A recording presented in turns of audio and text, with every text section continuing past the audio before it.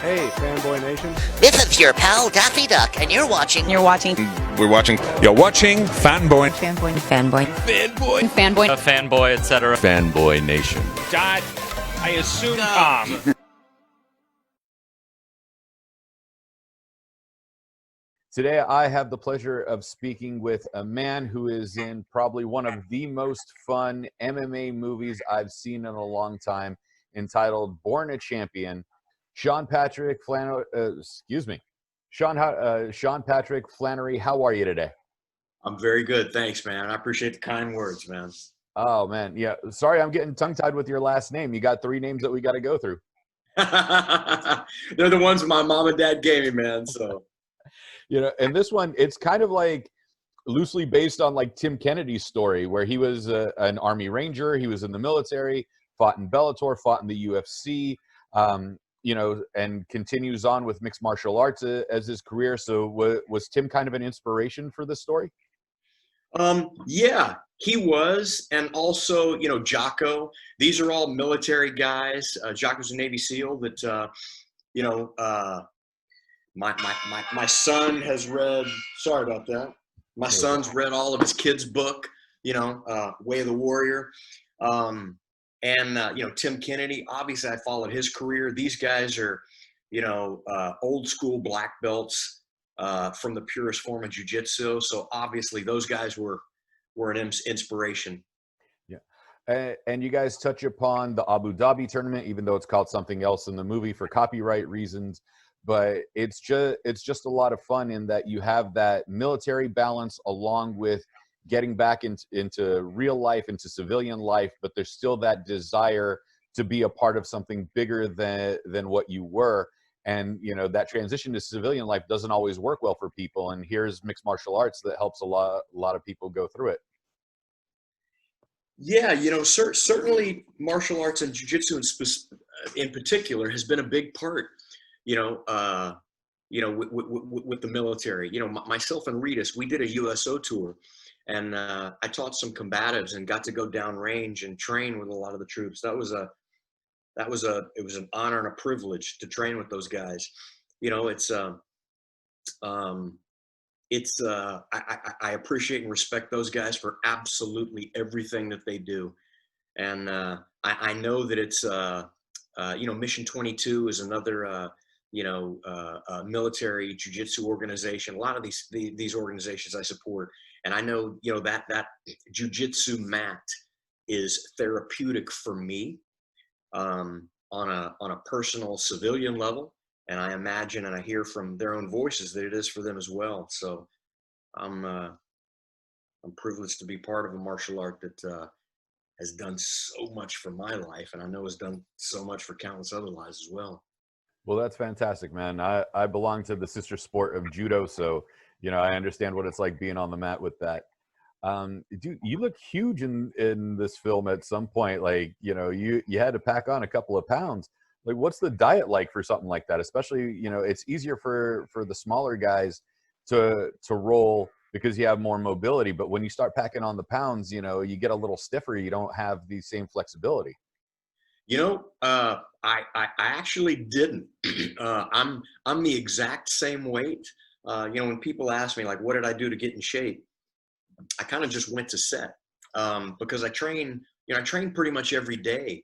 I'm right around in the high 160s, and I have been since you know, college. You know, there's a couple of times where I was a little bit thinner, and I competed in a lot of tournaments at the lightweight just because they had so few weight divisions back then. You either had to lose a few to get to 160 or go up to, I believe it was a 173. And I've always been like 67. So I had to choose one. I couldn't eat enough to get to 73. So I would go down to 60, but I've always been about the same size and weight. And that's kind of my happy weight. You know, I certainly could have, you know, I could have tried to chisel myself a little bit more, but I wanted him to look like the character that he was. And that character is just a jiu-jitsu practitioner that trains every day. So I wanted him to look like a normal athletic guy, you know? And so the training didn't change. I didn't do anything specific for the movie. And that's my happy weight. That's the weight that I move around the best. I dig it, man. It makes sense. And if you're comfortable at it, I think Boss Rutan was the one that said the best weight to fight at is closest to your natural weight because you're always going to be healthiest. Absolutely, absolutely. And a lot of people, they have a competition coming up and they change their diet 24 hours before. Oh, I have this. I should carb load. And what you shouldn't do is trick your body into thinking anything's different. You should make sure that your body feels as comfortable and at home as it normally feels. You know what I mean? And I kind of subscribe to that theory as well, even on movie sets. I don't want to change up anything and veer too far away from what I know to work well for me. I got you, man. Well, you guys have an amazing cast in this. I mean, you have, excuse me, you have Catherine Bowden, you have Ali Afshar, you have Reno Wilson, Dennis Quaid, of course, and just this big name of talented, or this big list of talented people. What's it like coming to set knowing that you have to be the physical one more often than everybody else, but you're still having a good time acting with all these other professionals? Well, as far as the cast goes, this is a big cast film, and to have that pedigree of castmates agree to say your words and to do a script that I wrote, it's one of the most flattering moments of my life, especially in this industry. So I Katrina I thought was amazing. Reno was amazing. Maurice was amazing. I don't think, there's a bad component to this cast. And again, it's, it takes a village, and this village was strong. It was strong as shit. I can't believe I got Dennis Quaid to say my words, when he read the script and he agreed to play that role, I kind of didn't even know what to say. It's honor and a privilege, man. Really. Well, when you're the writer of the script and then you're the star of the movie as well, how difficult is it to divorce yourself from the written word? Because you're the one that penned the script. You're the one that wants to tell the story. And then you realize at some point it might not fit the narrative in the visual as well as it did on the page, or, cut for time or things of that sort. Well, I think one of the good things is that I've been in this industry for a long time. So I kind of wrote it knowing the film constraints. There are a number of things that I wrote for budgetary reasons, to reduce the necessary budget to where we could get the film made for a certain price. Certainly I could have, put, some of the fights in, at the Rose Bowl, but 60,000 extras are more than, or 5 times the budget we spent on the entire film. So, I kind of wrote it with that in mind because I've been in the industry for a long time. So I think that definitely helped me out. Knowing exactly what you're writing, because a lot of brand new writers, it reads amazing whenever you write, a $10 million scene. And that's easier to do than to raise $10 million for a single scene. And so knowing that going in kind of helped me economize, and in large part enabled us to make the film for a certain fee, Doesn't that make it somewhat more fun in that regard, where like you can write this $10 million scene, you can write this $300 million picture, and in the end, let's say, because I haven't found out the numbers yet, you cut it all down to a $15 to $20 million picture that looks like a $90 million film. Well, let me tell you, if we would have had $20 million, we could have made 20 of these. we'd be Born a Champion Part 20. No, you're absolutely right. And, I know from, one of the things I love about this industry is I love movies. I love stories. And I know that in my top 20, my top 30 films, it's never because of the size of the explosion. It's because of how much I care about the person that might have gone deaf because he was standing close to the explosion. So I know that and I tried, I don't know if I executed properly, but my attempt was to write a family and describe a love that's so strong that it doesn't need a 600,000 person crowd to support it. And, the jury of viewers will be the determining factor on whether or not I succeeded at that. But that was the goal. The goal was to have this arena surrounding a love and a life and a legacy that you care about, so much so that you disregard the size of that arena. And I, hope that we succeeded at that. On my end, you totally pulled it off, man. I'm a big MMA guy. I love Muay Thai, judo, jiu-jitsu, all the combat sports. And, you guys didn't do any frills. I remember when Warrior came out, which is a movie I quite enjoyed, but you'll see something like, a flying armbar in almost every movie, or you'll see, kung fu moves that look great on camera, but if you know the sport, it doesn't fit in the least. Were those some of the tropes that you definitely tried to avoid? Because clearly you have a jiu-jitsu background and you have a love of mixed martial arts. Yeah, that was something very specific that I wrote into the script. I mean, this is my love letter to the type of jiu-jitsu that brought me into this sport. And it's fundamental, old school, Rickson Gracie, very pure, violent fighting jiu-jitsu. And the same with Renzo Gracie. It's ugly. It's slow. It's methodical. It's not dynamic. There's not a lot of flash. A lot of times, if you remember UFC 1 through 5, the commentators didn't even know what was happening. They just knew that this guy in a white gi sort of took down, ended up on top of a guy, and then the guy gave up. They didn't even see that it was a choke, how the choke was applied. They didn't even know that it was a choke. And they just, I don't know what happened. I don't know. He tapped. He gave up. What happened? I don't know. I remember when Royce Gracie choked out Dan Severn with a triangle choke. And commentators were like, there's nothing there. There's nothing there. He's okay. Oh, wait, he tapped out. What happened? They had no idea. And that's the type of jiu-jitsu that I want to leave as a legacy to my kids. The real world applicable, the fundamental elements that if you have mastery of those, no trickery will defeat. It ends up being who knows those more thoroughly. And those are the things that your game will always fall back upon. And if you don't have those building blocks, nothing else matters. So I definitely didn't write it for the dynamic, flashy elements of jiu-jitsu. I wrote it for those core tenets that make it work. Those undefeatable elements that should you know those and somebody else doesn't, you have a lot on your side, And I hope that came through. Absolutely. And, you mentioned Rickson and Renzo and Royce, I don't know if anybody else from the Gracie family and the Gracie Academies have seen it, or Gracie Barra Academies have taken a look at the film. But when you bring in other martial artists that you train with and then other jiu-jitsu practitioners, what's their reaction to the film? Because I know this doesn't come out till January, but there had to have been some early screenings and other fighters and practitioners that came in to, supervise.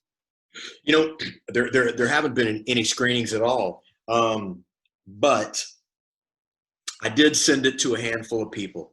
I sent it to a lot of opinions that I respect. I sent it to Dana White. I sent it to Rickson. I sent it to Renzo. And those are the opinions that mean the world to me. If I did this world and this martial arts justice, as I said, it's my love letter to something that's completely changed my life. And if they give me a clap and a thumbs up, man, that's a incomparable accolade. So outside of me personally sending them a screener link saying, hey man, you want to check this out? And then getting a return phone call and keeping me on the phone to talk about what it did to them is, man, there's not much that I can compare to that.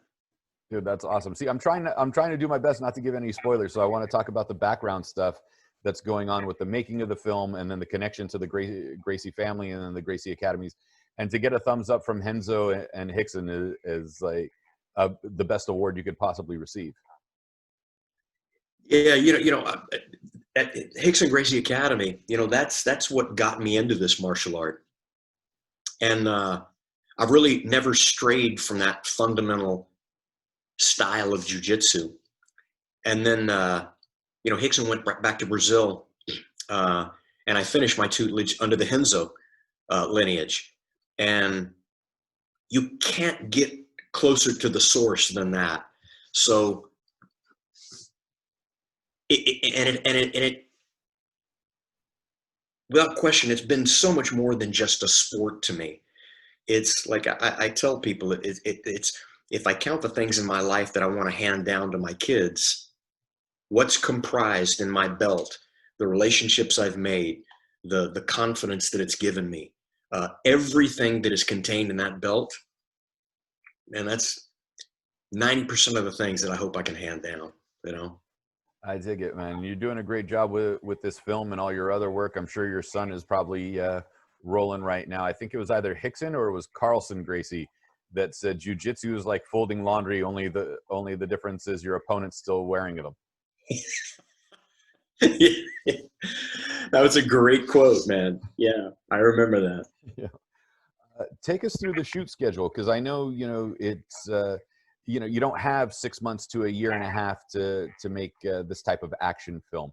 So what's it like, you know, having a condensed schedule, less than $20 million to make this picture? And you said even if you had 20 million, you could get, you know, 10 sequels out of it. You know, take us through that aspect, because you have such a talented cast, you know, putting their heart and soul into it and breathing life into your words, that, you know, it has to mean something, especially on a tight schedule and tight budget. Yeah, it means the world to me. And, you know, I've always, you know, on the receiving end, you know, there's a lot of different reasons that you do a film. You know, you do it because there's amazing people involved, or you do it because the material is amazing, or you do it because they pay you a lot of money. It'd be great to get 2 out of those 3. It's incredibly rare that 3 out of the 3. You know, people will do something that they like the people involved and that they love the material. Sometimes you can save money in that arena. And certainly we didn't have money to spend, which is one of the most flattering things about this film, is we got that cast and we didn't have money. When you said 20 million and I said we could have made 10 of those, I wasn't joking. You know, we didn't have a lot of days to make this. And a lot of things we left off the table, believe it or not. There are a lot of things that we didn't get, you know, that, you know, nothing comes out perfectly as planned, and you have to, you know, you have to play the hand that you're dealt. But we had a very, very tight schedule. We got enough, but we didn't get all of it. And I don't know that any film ever gets all of it, you know. But when it's your baby, it's you know, you have to maximize everything. And I'm really proud of the result. And it wasn't just me. It's a large team of people that came together to make this. And I you know, surrounded by a lot of talented people. My producing partner, Paul Alessi, who was one of the first people to read the story when I wrote it in 2007. And he was on the set every day, making sure things went like clockwork. So from 2007 all the way to now, he's kind of driven this and steered it in the right direction. And I'm proud to be a part of the whole team that realized this. Wow. So it took 13 years to get it completed, it looks like.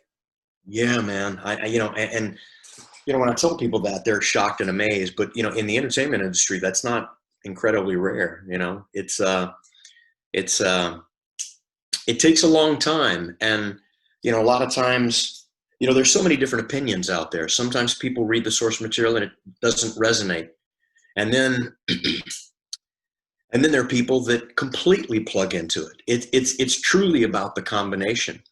You know, it's and what's always kind of driven me is, you know, you always remember that there were labels that didn't sign the Beatles, you know, and I'm certainly not equating this to the Beatles, but that kept me going. Anytime you run up against rejection, you know, you kind of know that there were people out there that didn't believe in some of the people that, you know, the world ended up believing in, you know. And again, I'm certainly not comparing to the Beatles or anything.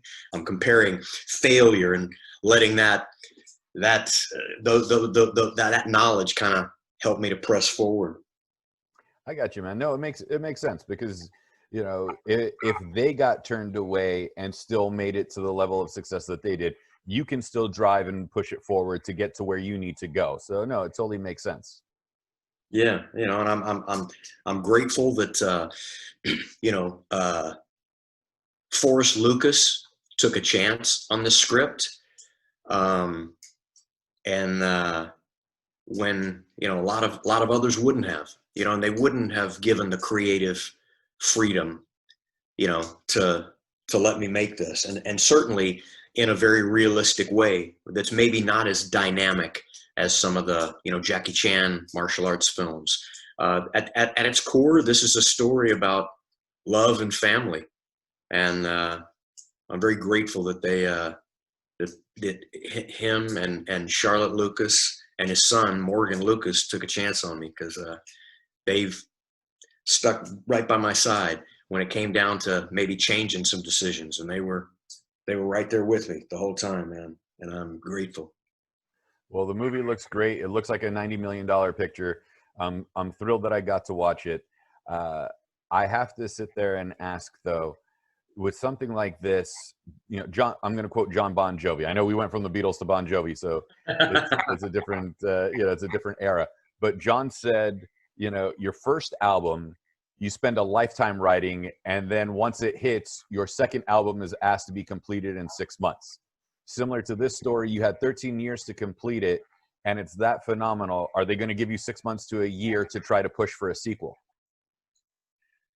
You know, I mean, it would be a dream come true if the film was received widely enough to warrant a sequel, you know, but that's not I won't even allow myself to think about that at this point. It's you know, it seems a little it seems a little arrogant for me to even allow myself to think of that as being a possibility. But I'd be lying if I didn't say that I hope that's the result. And I certainly have that in the cooker. But again, I kind of keep walking myself away from that cooker because I don't want to jinx anything or tempt fate.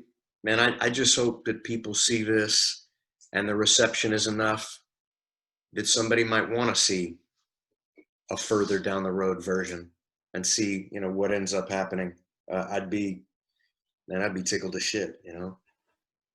Well, from my own selfish standpoint, I want to see a sequel so I can come do a set visit, because this film was a lot of fun to watch, and I can only imagine how much fun it was to make. Brother, thank you, man. Thank you.